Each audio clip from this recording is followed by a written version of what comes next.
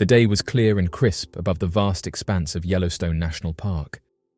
In the heart of the park, a network of live cameras captured the breathtaking beauty of nature's spectacle for the world to see. But on this particular day, one of those cameras captured something that would defy explanation. It was a typical day, and many who had viewed these cameras had grown accustomed to monitoring the park's wildlife, geological wonders, and the ever-changing landscapes. At first, those who were watching the live camera noticed a subtle glimmer on the horizon, a shimmering presence that seemed out of place in the natural world. As the camera operators zoomed in to investigate, they were greeted by an awe-inspiring sight.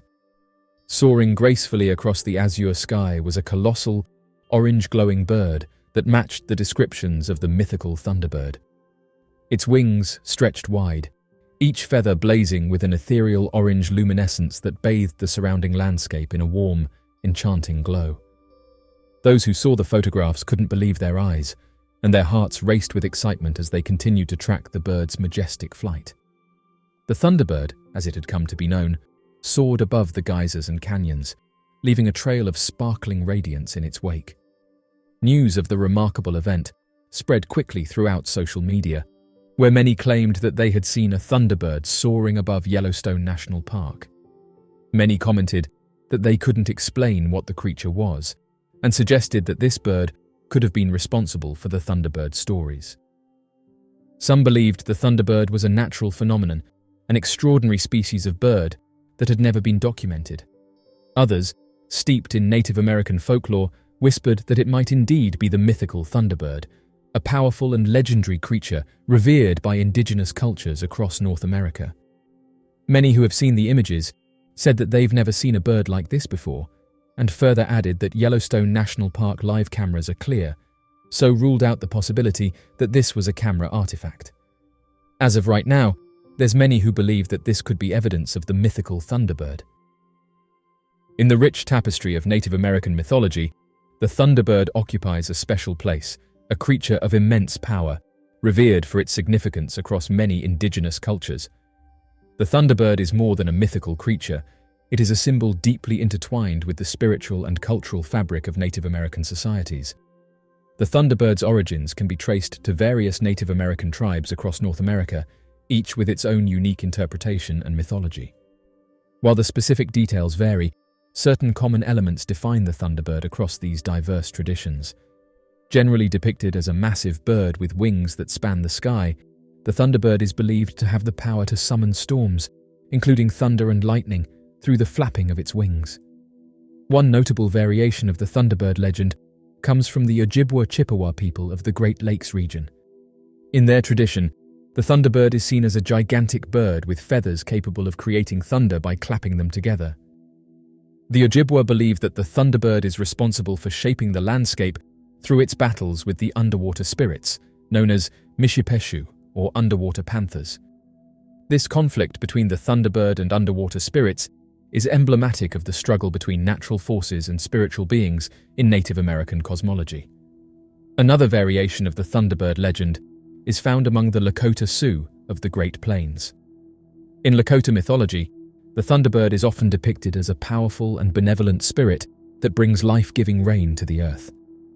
The thunderbird's role as a rainbringer reflects its status as a vital figure in agricultural societies, where rainfall is essential for crops to thrive. The thunderbird's cultural significance extends beyond its role in creating and controlling natural phenomena. It serves as a symbol of power, protection, and spirituality in Native American communities. The thunderbird is often associated with the sacred number 4, the 4 winds, 4 seasons, and the 4 cardinal directions, underscoring its importance in guiding and protecting people in their journeys through life. In some tribes, the thunderbird is considered a guardian spirit, and individuals may seek visions or spiritual experiences to establish a personal connection with this powerful entity. Native American warriors, in particular, often invoked the thunderbird for protection and strength before going into battle, believing that its majestic presence would shield them from harm. The thunderbird also plays a prominent role in traditional ceremonies and dances, where intricate masks and regalia are crafted to honor and represent this mythical creature. The dances associated with the thunderbird are often accompanied by rhythmic drumming and chanting, creating a powerful and spiritual atmosphere. The Thunderbird's influence transcends the boundaries of time and culture, and it continues to be a vital part of contemporary Native American identity. Despite the challenges faced by indigenous communities throughout history, the Thunderbird remains a symbol of resilience and cultural pride. Many Native American artists and craftspeople incorporate Thunderbird imagery into their work, connecting their creations with the ancestral traditions that have shaped their heritage. Furthermore, the Thunderbird's influence extends to the broader American cultural landscape. In recent years, the Thunderbird has gained recognition and respect from non-indigenous individuals and communities, serving as a symbol of the enduring legacy and wisdom of Native American cultures.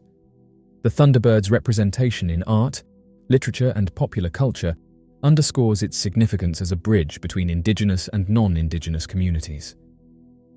Although these types of discoveries are interesting, there is a darker side to national parks. Over 250,000 individuals are reported missing every year, with estimates of actual missing persons cases that are left unreported, pushing that total to more than an expected 300,000 cases annually. With that many reports, it is no wonder that a vast majority of these cases are left unsolved. However, every now and then, there are a series of missing cases that emerge that are so peculiar they become the subject of internet theories and impossible to explain theories. Known as the Missing 411, there appears to be a substantial number of missing persons cases relating to the disappearances of individuals from national parks. In fact, many of these Missing 411 cases are believed to not be investigated too deeply, as some form of supernatural or paranormal cover-up takes place in these undisturbed locations. According to the official missing persons report, experienced hiker and outdoorsman Patrick Amon would suddenly be reported missing by close family and friends on the evening of the 15th of June, back in 2012. Patrick Amon's sudden vanishing would take place while he was camping within the small town of Manton, located in California, which rested adjacent to a large span of unexplored open wilderness. At the time of his disappearance, Patrick was 40 years old, and he was engaged in a hiking expedition with two of his closest companions, two men by the name of Damon Baker and Danny Finch. Their exploration would take the three men to the foothills, nestled just below the majestic Mount Lassen National Park, at an elevation of approximately 3,200 feet. The terrain in the area was characterized by dense vegetation, adorned with towering trees that made aerial surveillance difficult throughout the entire region. According to both Damon and Danny, as the day waned and the sun began its descent, the trio of hikers made the last-second decision to venture in separate directions temporarily. According to the two companions, Patrick appeared to have been disinterested in returning with them to the campsite and seemed reluctant to end their hike. Instead, Patrick began to travel on his own before telling his friends he'd meet up with them at their parked vehicles later in the day. Patrick, perhaps driven by a sense of adventure, chose to wander off on his own, while Damon and Danny agreed to regroup at their parked vehicles later. However, as the appointed time arrived, Patrick failed to return, causing mounting concern among his friends.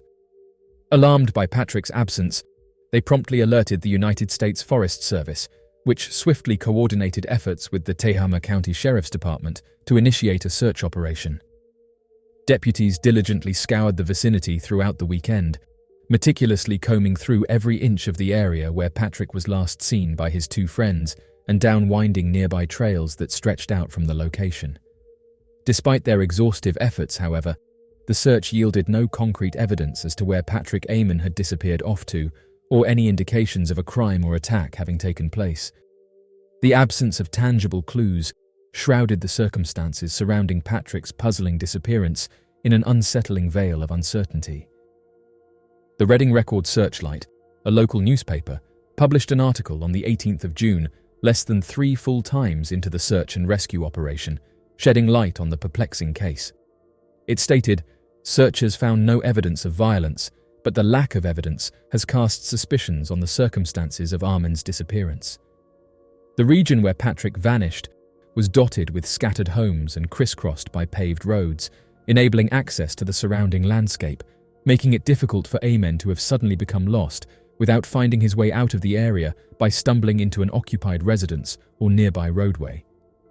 In their quest to unravel the mystery, the search teams employed a diverse range of resources, including helicopters from the California Highway Patrol, specially trained canines, and dedicated volunteers. Regrettably, these extensive efforts yielded little more than a few fleeting footprints, offering no definitive leads or breakthroughs. Undeterred by the absence of progress, Patrick's family took matters into their own hands.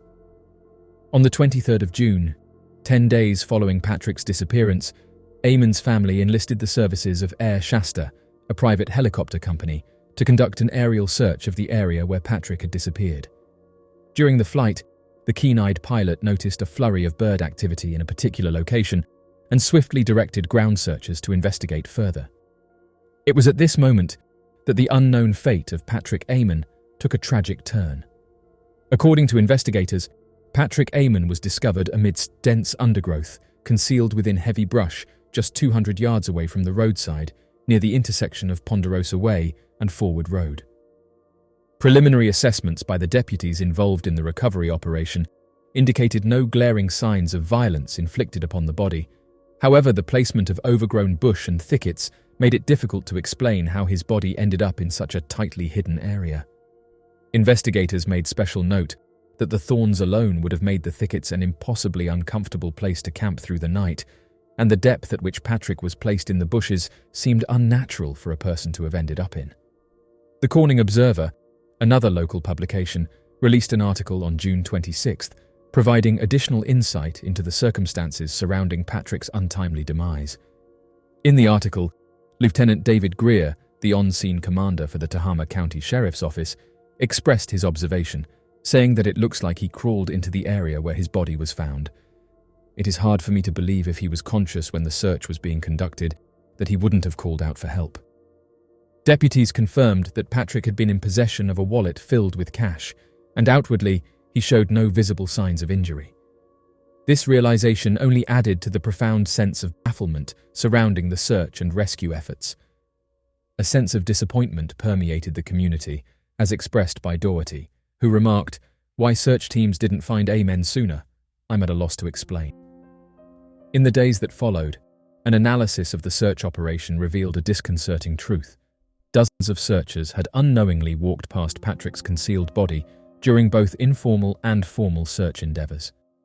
Despite the involvement of a helicopter from the California Highway Patrol, which had been equipped with forward-looking infrared technology, the lifeless form of Patrick Eamon eluded detection, remaining concealed merely 100 yards away from his last known whereabouts. Even the canine teams, renowned for their heightened senses and exceptional tracking abilities, appeared to have traversed the area without reacting to Patrick's presence. It was not until 10 agonizing days had passed that Patrick's final resting place was ultimately discovered. The circumstances surrounding Patrick's tragic disappearance and subsequent discovery echoed the patterns identified in numerous disappearances chronicled in books on the subject.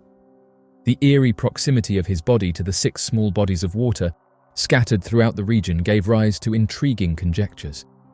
Was it mere coincidence, or did these bodies of water hold some hidden significance of the area's mysteries? Searchers and investigators were left pondering this enigma, grappling with the notion that Patrick, seemingly capable of finding refuge within the thicket, had refrained from calling out to those diligently calling his name. Patrick's disappearance unfolded within an area that had begun to develop its own unique cluster of peculiar incidents. This perplexing region lay to the east of Redding and just west of the majestic Yellowstone National Park. As of the publication of this article, the coroner's office had not yet provided any definitive conclusions regarding the cause of Patrick's untimely demise, leaving a lingering veil of uncertainty over this tragic chapter in Manton's history.